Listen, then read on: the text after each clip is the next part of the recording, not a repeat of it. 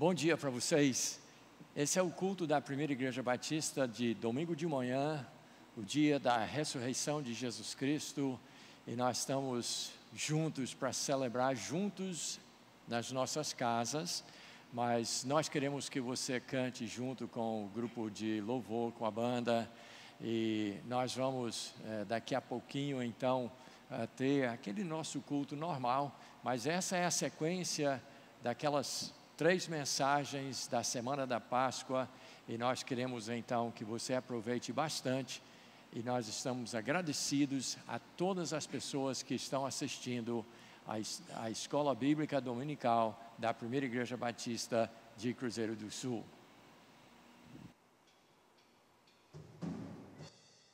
Bom dia.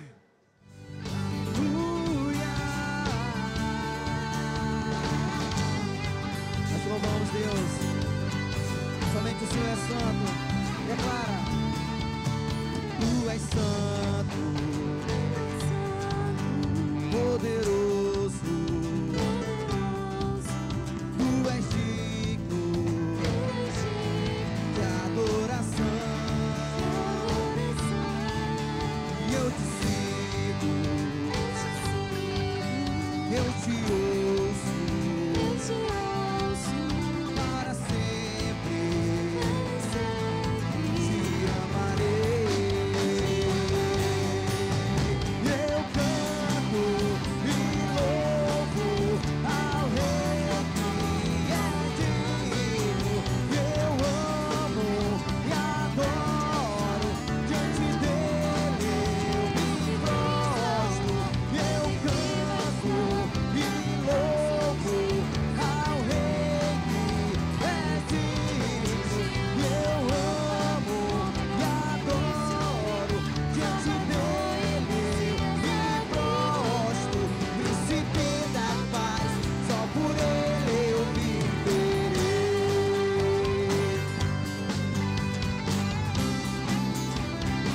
Canta novamente. Tu és santo, poderoso. Tu és digno de adoração. E eu te sigo, eu te ouço, para sempre te amarei. Eu canto e louvo ao Rei de amor, poderoso Deus. Eu amo e adoro, diante dele me prostro. Eu canto e louvo ao Rei que é digno. Eu amo e adoro, e diante dele me prostro. Príncipe da paz, só por ele eu vivo. Príncipe da paz, só por ele eu viverei. Ele é o meu Senhor, ele é o Rei dos Reis, ele é o Pai de amor, poderoso Deus. É o Emanuel, é o grande eu sou. Ele é o Cordeiro que me salvou. Ele vive está, ele ressurgiu, sempre reinará, ele sempre existiu. Ele é o Alfa, Ômega, início e fim, Salvador e Messias, amigo pra mim. Príncipe da paz, só por ele eu viverei. Príncipe da paz, príncipe da paz, só por ele eu viverei. Príncipe da paz, príncipe da paz, só por ele eu viverei.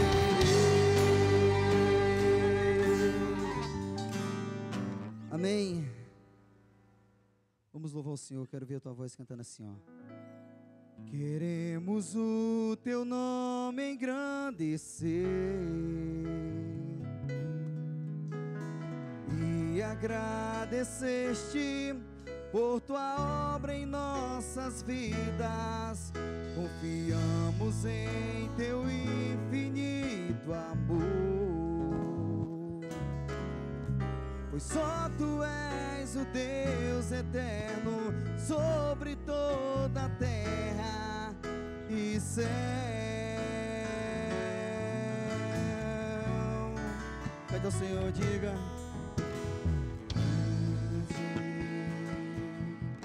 é o Senhor digno de louvor,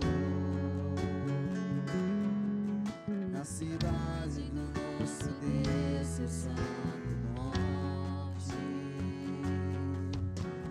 A alegria de toda a terra,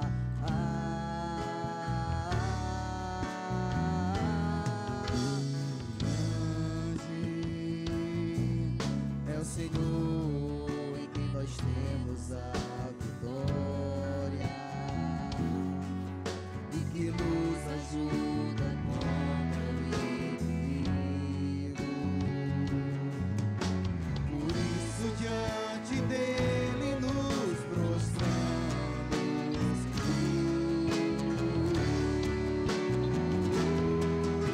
queremos o teu nome engrandecer e agradecer-te por tua obra em nossas vidas. Confiamos em teu infinito amor, pois só tu és o Deus eterno sobre toda a terra e céu. Grande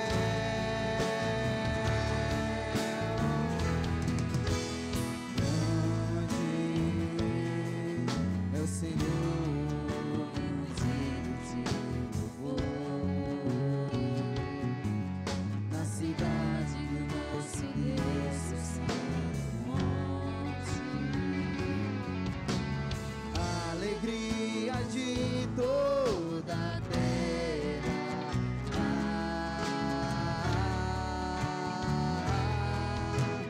grande é o Senhor em quem nós temos a vitória e que nos ajuda contra o inimigo. Por isso diante dele nos prostramos,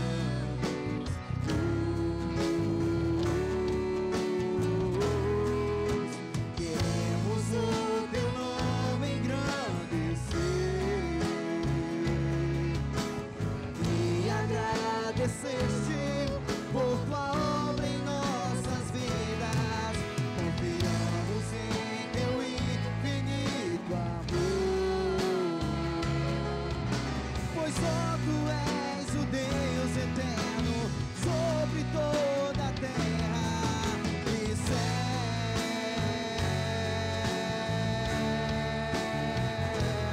e céu,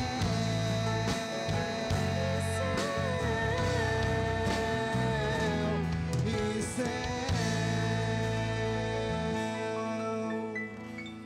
Amém. Nós agora vamos adorar ao nosso Deus também através dos nossos dízimos e ofertas. E nós vamos colocar para você que tem acesso pela internet, a conta de banco e tal, nós vamos colocar na tela as contas da igreja, caso você queira fazer assim. Mas também nós estamos incentivando as nossas famílias dentro dos seus lares a ter esse momento especial para as crianças ir num determinado lugar e colocar as suas ofertas. E durante a semana as pessoas podem passar aqui no templo e deixar, tem alguém atendendo, a irmã Aline, a nossa secretária, está atendendo, então você pode trazer as suas ofertas também. Mas agora nós vamos ofertar em casa.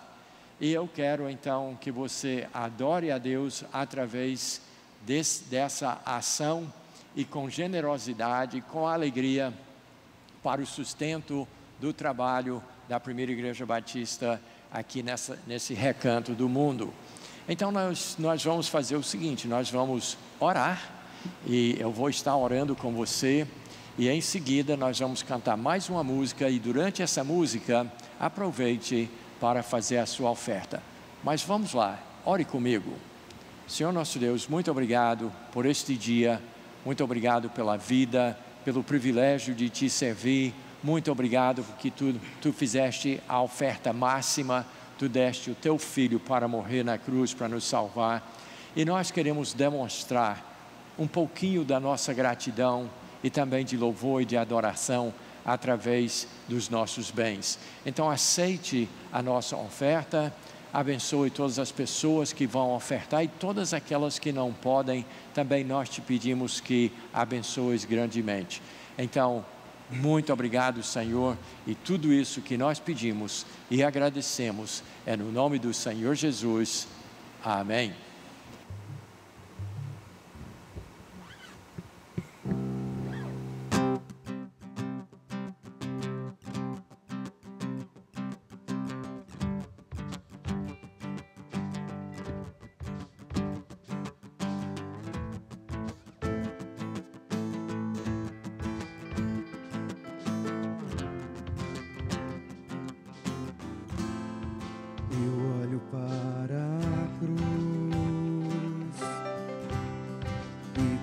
Cruz eu vou, o seu sofrer participar,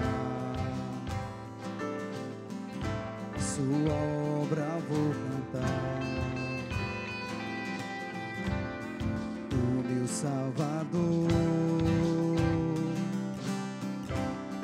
na cruz mostrou o amor do Pai. O justo Deus,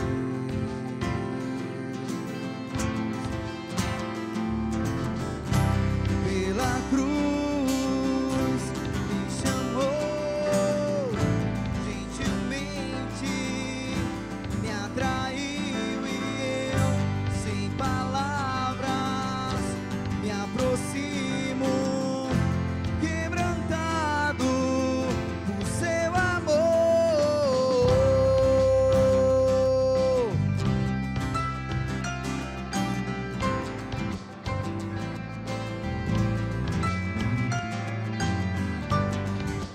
Nessa manhã maravilhosa,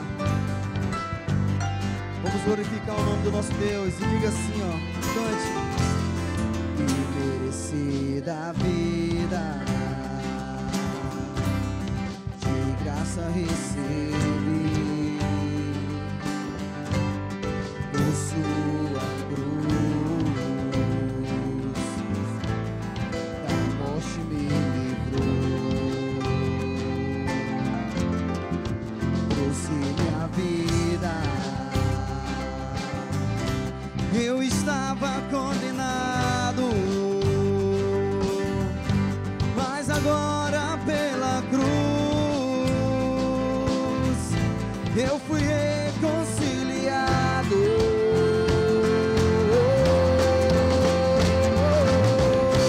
Pela cruz me chamou.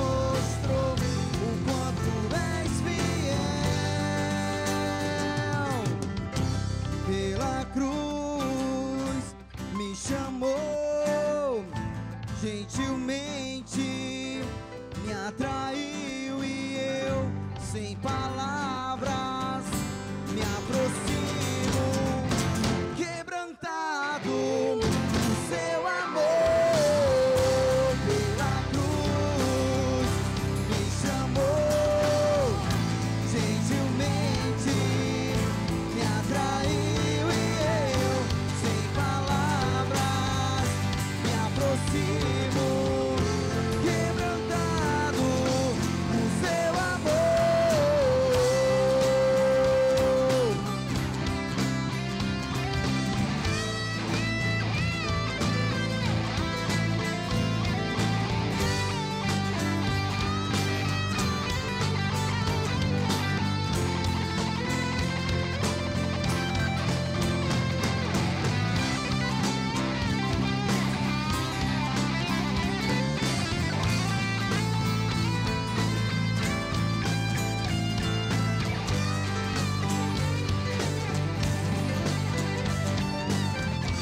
Quebrantado no seu amor.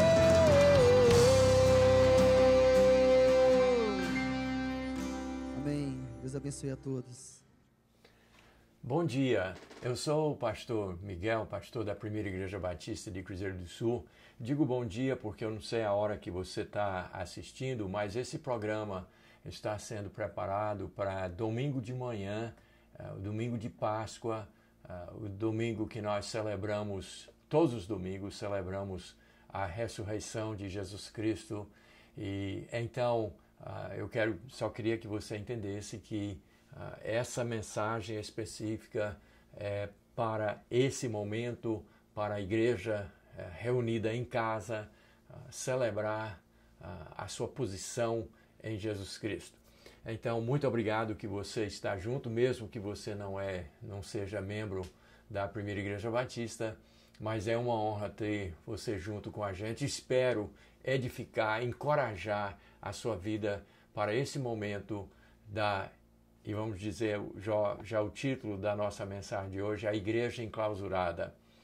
Nós vamos começar essa lição falando primeiramente uma coisa bem básica. O que é a Igreja de Cristo? E para que ela veio e o que ela tem a fazer no mundo? Então, eu já quero começar falando sobre um texto muito conhecido, não somente de nós batistas e também demais evangélicos, mas também o mundo inteiro, né? O mundo cristão falado inteiro conhece o que Jesus falou em Mateus capítulo 16, verso 18, onde diz assim: também eu te digo que tu és Pedro, e sobre esta pedra edificarei a minha igreja, e as portas do inferno não prevalecerão contra ela. Isso é Mateus capítulo 16, verso 18. Não posso tomar muito tempo para fazer uma exposição completa do verso, mas vamos a algumas coisas básicas que todo mundo precisa saber. Já, primeiramente, desfazendo uma heresia sobre esse verso, que tem gente que acha que nesse momento Jesus estava apontando Pedro como Papa.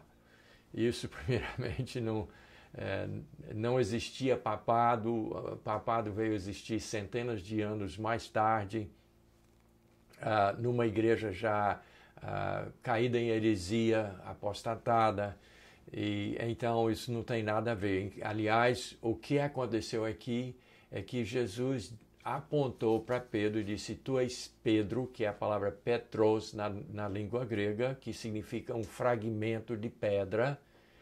E aí ele disse: e sobre esta pedra, outra palavra Petra, que é rocha, Jesus falando de si mesmo, e sobre a rocha estarei sempre edificando a minha igreja, e as portas do inferno não prevalecerão contra ela. Então, primeiramente, vamos falar sobre o fato que Jesus disse: Pedro, tu és um componente, uma parte da igreja, tu és uma pedra, um pedaço, um tijolo dentro da construção geral que é a minha igreja.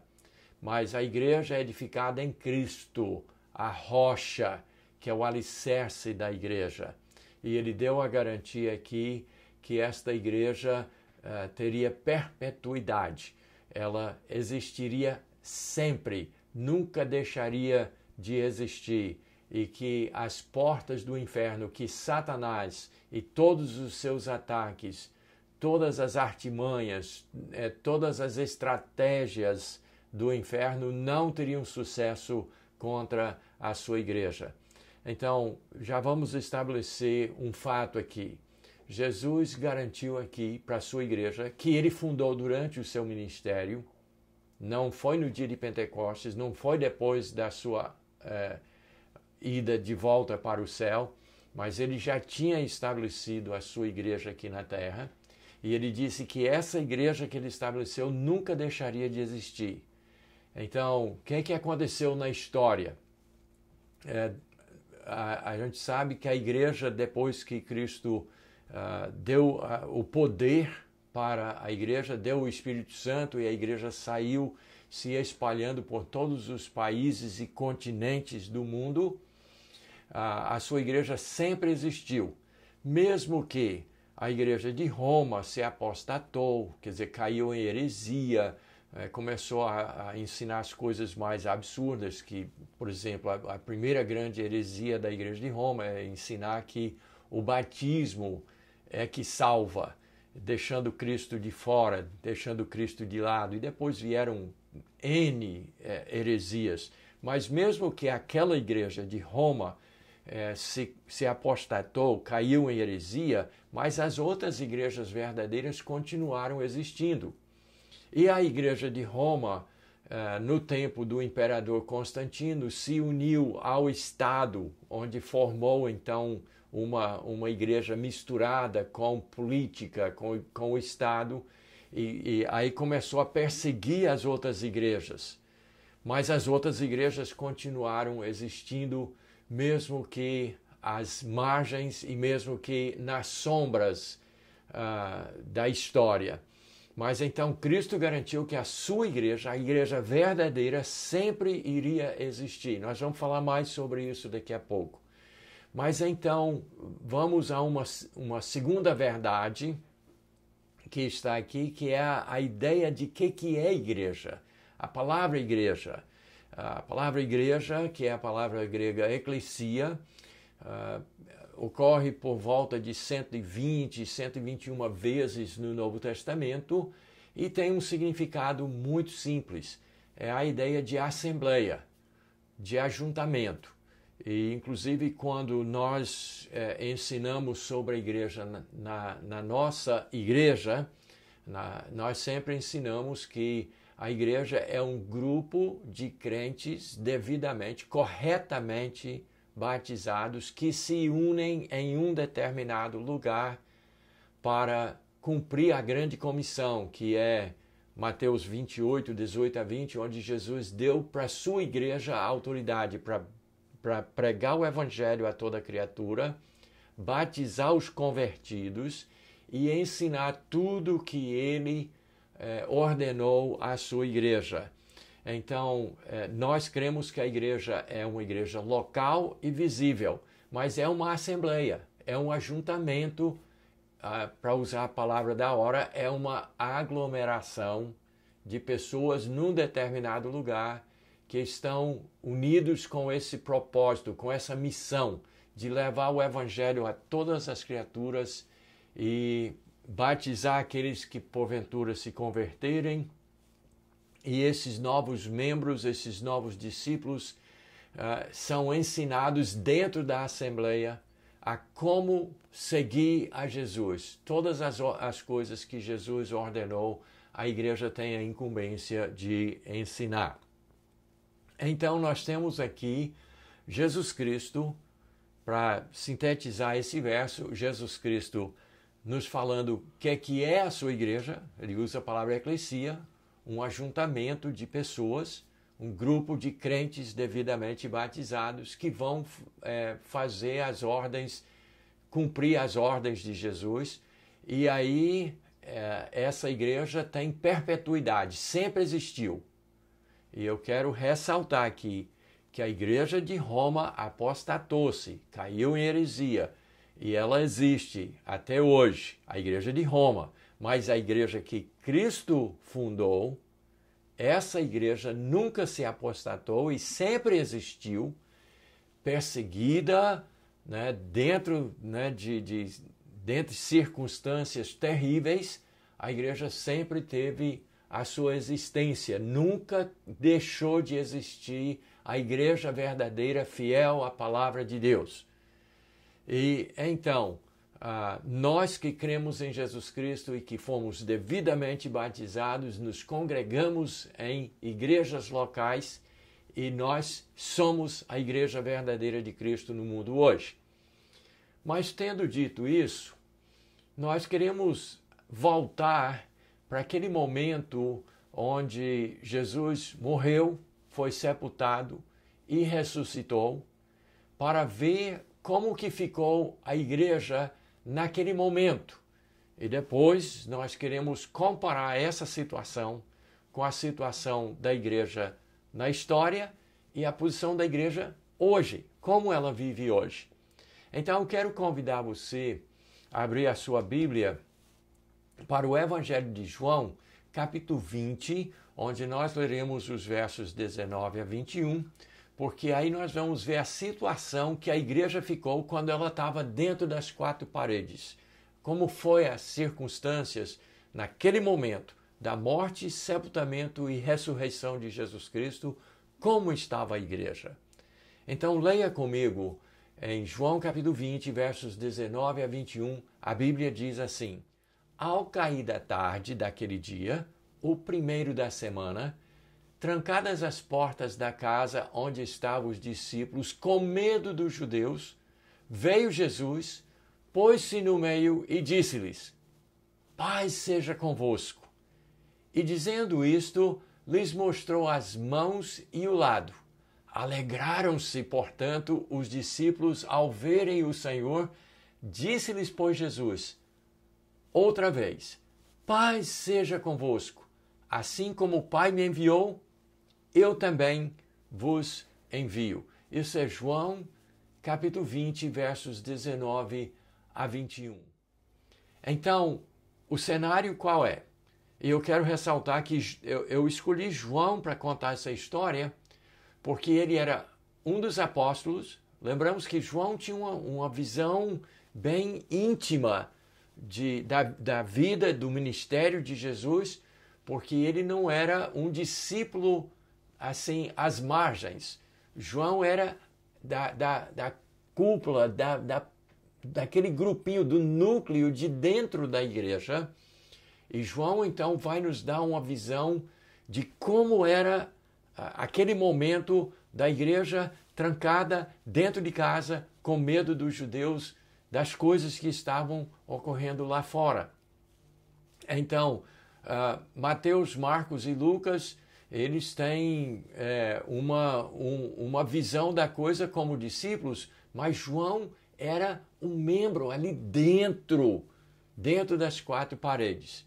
Então, veja só, João nos conta que ao cair da tarde daquele dia, ou seja, o dia da ressurreição de Jesus Cristo, o primeiro da semana, ou seja, domingo, a ressurreição aconteceu no domingo, então ele diz que eles estavam dentro de casa com as portas trancadas. Quer dizer, ele dá uma riqueza de detalhes. Ele pinta o cenário para a gente compreender como que a igreja estava trancada dentro de casa. Então ele diz que eles estavam ali por um motivo: medo dos judeus. Veja só, Jesus já tinha ressuscitado. Alguns deles tinham se arriscado, como Pedro e João, e algumas das mulheres, para sair de dentro de casa e ir lá na sepultura, e já tinham descoberto que Jesus já tinha ressuscitado. Mas aí eles voltam e se trancam dentro de casa. Não era normal, não era natural, não era uma coisa que acontecia todo dia de trancar as portas. Eles podiam até trancar à noite, como era, né, o costume das pessoas, para segurança, trancar as portas à noite. mas isso era de dia. E a igreja estava onde? Trancada dentro de casa com medo. Veja só como estava a igreja de Cristo. E aí a Bíblia diz que Jesus se pôs no meio deles. Ele entrou porque ele já tinha ressuscitado, estava com seu corpo glorificado. Ele passou pelas paredes para dentro de casa sem destrancar a porta. Ele simplesmente entrou naquela casa e ali a primeira coisa que ele disse é: paz seja convosco. E aí, quando ele disse paz seja convosco, aí ele mostrou as mãos onde os cravos tinham penetrado. Ele mostrou o seu lado onde a lança tinha entrado. E ele já estava sarado, mas as cicatrizes ainda estavam lá. As marcas que Jesus levou para pagar os nossos pecados, ele ainda levava e ele ainda tem até hoje, porque ele está com seu corpo glorificado, sentado ao lado direito de Deus Pai, lá no céu, mas ele ainda está com as marcas para a sua igreja lembrar o que ele fez para pagar os nossos pecados. Mas ele mostrou então, para que eles tivessem certeza de que eles estavam vendo, de qual era o momento, de que tinha acontecido. E aí ele continua e repete. A Bíblia diz que eles se alegraram quando eles viram que era realmente Jesus vivo no meio da igreja. A igreja trancada com medo dentro das quatro paredes, mas eles se alegraram quando eles viram que era realmente o Senhor. A palavra grega é o chefe, né? Kurios, o Senhor, o Todo-Poderoso estava no meio deles. Mas aí Jesus disse outra vez, é interessante isso, ele repetiu: paz seja convosco. Acalmem-se, tranquilizem-se, porque eu estou convosco, eu estou no meio de vocês. E aí ele conclui essa parte dizendo: assim como Deus me enviou para fazer uma missão aqui, que eu cumpri, agora estou enviando vocês. Vocês têm uma missão a cumprir. E aí nós sabemos qual é essa missão. Até já citei hoje que Jesus, né, reuniu a igreja e disse: eu tenho toda a autoridade, eu estou outorgando a minha igreja, estou passando para vocês, não como indivíduos, mas como igreja, ajuntamento, assembleia, grupo de crentes. E não tinha lhes dado essa informação. A palavra eclesia, que é igreja, no seu sentido mais literal, significa uma assembleia convocada para fora, tirado, separado do mundo, tirado para fora. E ele deu então autoridade para essa assembleia, igreja, para fazer o quê? Pregar o evangelho a toda criatura. Isso implica em que tem que entrar no mundo. Essa igreja que é convocada para fora do mundo, separado do mundo, mas tem que entrar no mundo, tem que circular no mundo para levar o evangelho a toda criatura, batizar aqueles que se convertem e em seguida fazer o quê? Ensinar dentro da igreja todas as coisas que Jesus ordenou. Então, isso implica em que a igreja precisa estar reunida. E nesse dia, o dia da ressurreição de Jesus, a igreja estava reunida. Não num templo grande, estava reunida numa casa. Mas eu quero concentrar nos próximos minutos em duas coisas.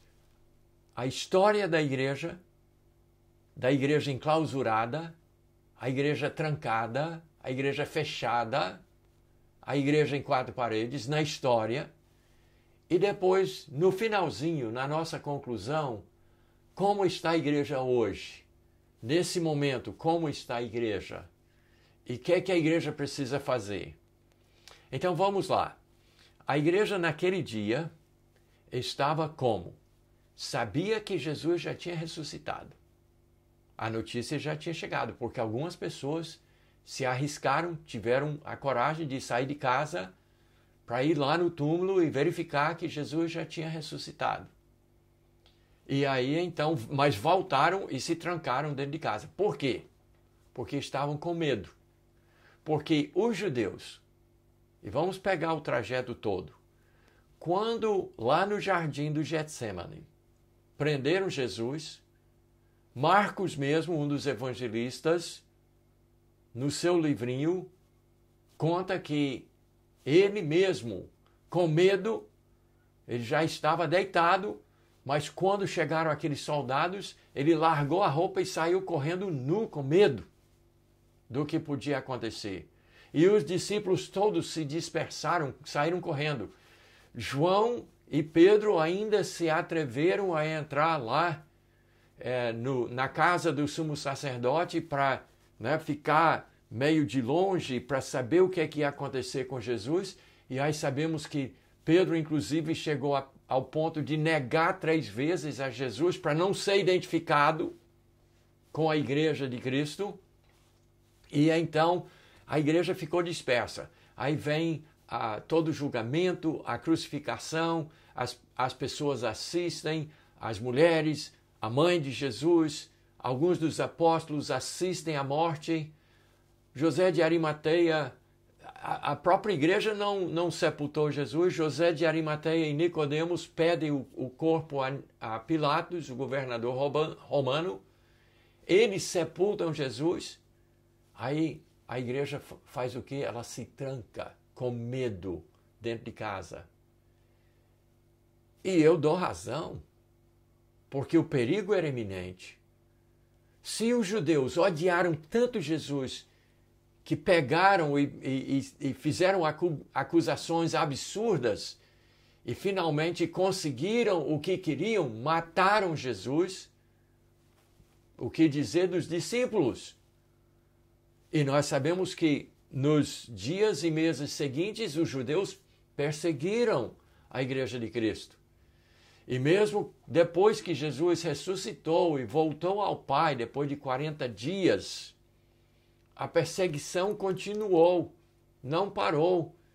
E aí passaram dias e semanas e anos a igreja sendo perseguida. Mas ela eventualmente saiu das 4 paredes e pregou o evangelho, e houve uma explosão de evangelismo, da criação de milhares de igrejas locais que se espalharam pelo mundo inteiro. Mas aí entra a ideia do medo que ronda lá fora, que gira lá fora, que faz a igreja se trancar dentro de casa. Era essa a situação naquele dia de domingo. Mesmo com Jesus ressuscitado, mas a igreja estava enclausurada, estava dentro de casa com as portas fechadas. Mas Jesus chegou e disse: paz seja convosco, 2 vezes, e mostrou as provas da sua morte e encorajou a igreja e repetiu mais uma vez a missão da igreja. Eu fui enviado até vocês e agora estou enviando vocês para sair daqui de dentro com coragem e pregar o meu evangelho lá fora.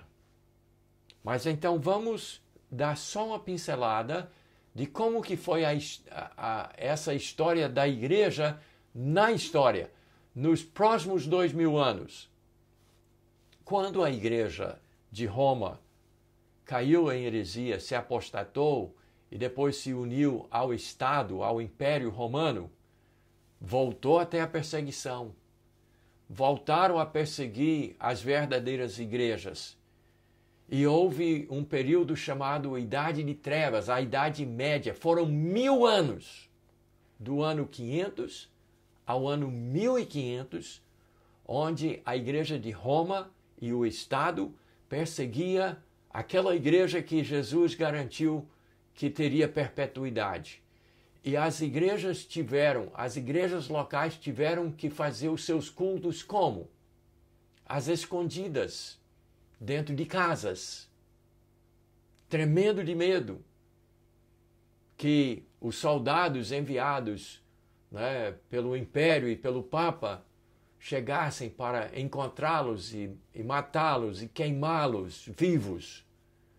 Muitas dessas igrejas tiveram que reunir em cavernas e algumas dessas igrejas foram mortas quando os soldados enviados pela igreja oficial chegavam e faziam com galhos verdes fogueiras na boca da caverna e eles morriam lá dentro sufocados.